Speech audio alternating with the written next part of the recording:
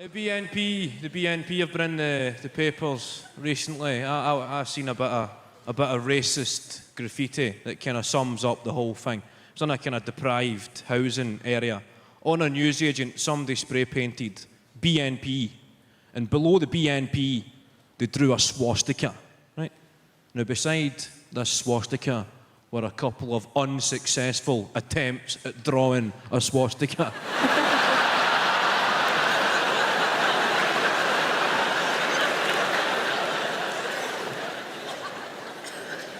They'd obviously misjudged the complexity of the operation. And rather than spray paint over the failed attempts, they left them there. They must have thought you get some form of credit for showing you're working.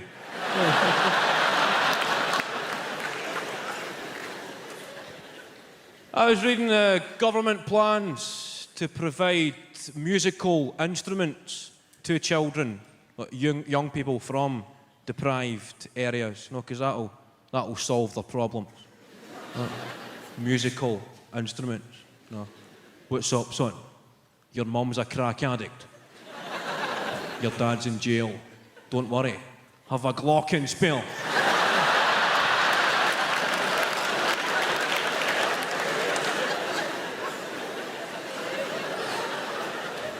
Problem solved.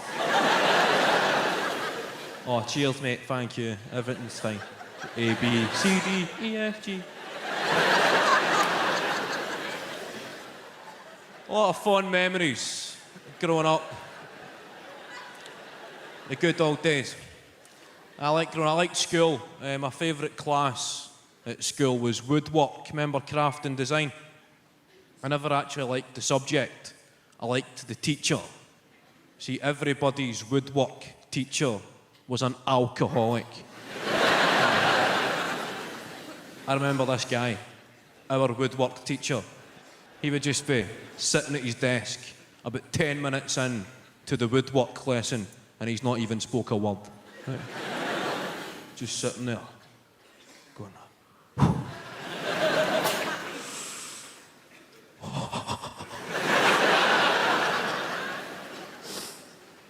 and he'd face the class and just say, right kids, right children, I've had a tough weekend. I was supposed to go to IKEA, but I spent my wages in odd bins. So one of yous wee pricks make me a spice rack.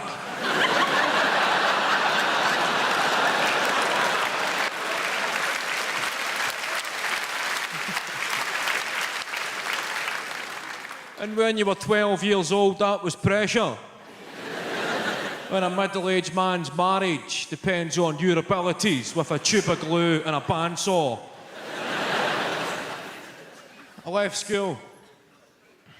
After school, I remember looking for a job, unemployed, in the job centre.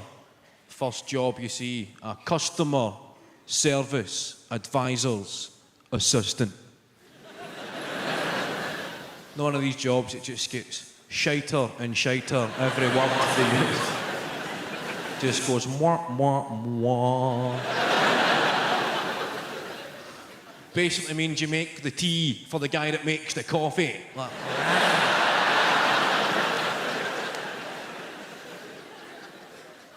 everything else is like experience required and qualifications needed. And I was just a dickhead. Right? Just left school, don't have much of that. Last option you've got, you can join the army. Right? You've got the British Army recruitment desk. The guy's there. Come here, son. Be the best.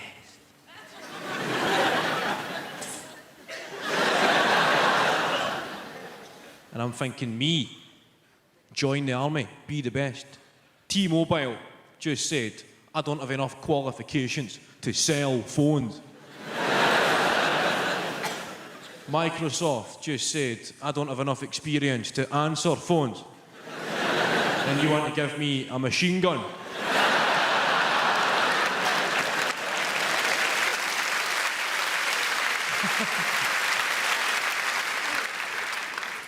You don't need to be in the army these days to get a gun if you're a young person. A lot of gun crime on the streets, a lot of caps getting popped. I don't really know the solutions. I just know the problems. It used to be in the UK, at 14 years old, you could legally be in possession of an air rifle. Whilst it's not a proper gun, it's still SWAT, right? But that get moved to 17 years old, because 17-year-olds, they're dead responsible. If somebody was pointing a gun at you, you'd be going, "That's fine, he looks about 17. It's good." He knows what he's done. 17 years old to be in possession of a firearm, but you've got to be 18 before you can be in possession of fireworks. 17, you can shoot somebody dead, but you've got to wait a year before you can frighten the shite out of a cat.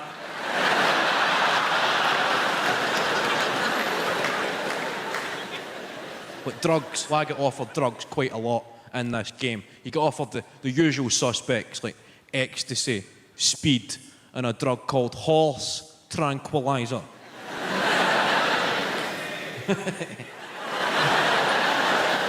You shouting yay or nay? There.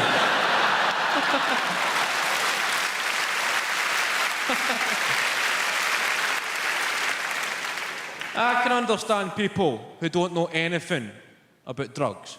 Maybe trying ecstasy because it sounds quite good. Well, the connotations of the name, ecstasy. You think of states of euphoria and happiness. And then speed is pretty self-explanatory. Then horse tranquilizer. That hardly sounds the most sociable of evenings.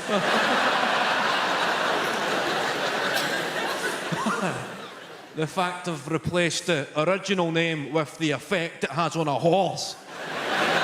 I think that's the way every drug should be tested. Give a lot of them to horses, then you can see what it actually does to you. It would also make the Grand National pretty interesting. 20 quid on the one that's breakdancing, please. I was watching a programme about children from the opposite end of the social spectrum. A programme called My Super Sweet 16th. Anybody seen this? Don't get too excited, it's quite shite.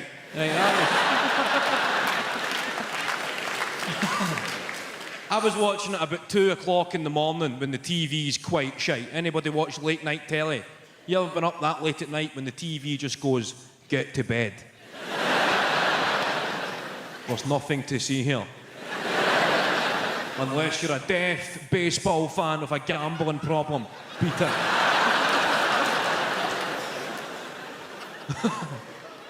Does anybody watch these late night Channel 5 phone-in quiz shows? Anybody seen these, like Quizmania and The Cash Vault? It's just robbing drunk people.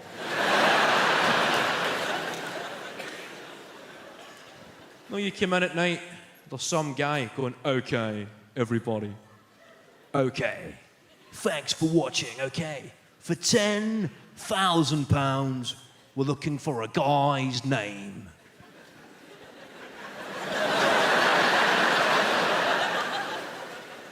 You come home steaming. "I know a guy's name."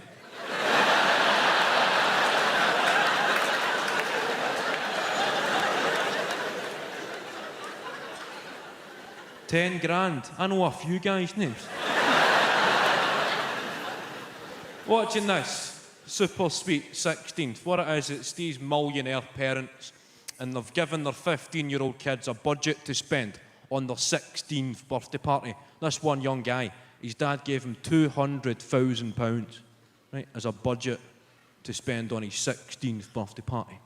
I'm watching this, thinking, if my dad had given me £200,000 to spend on my 16th birthday party, I would be dead.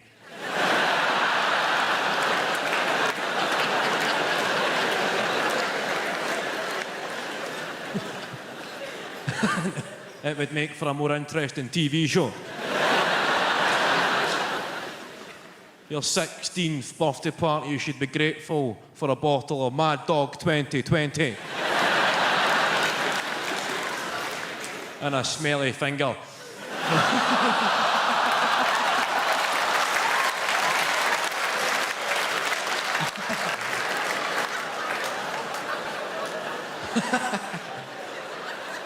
Bad time for that hand gesture there. So.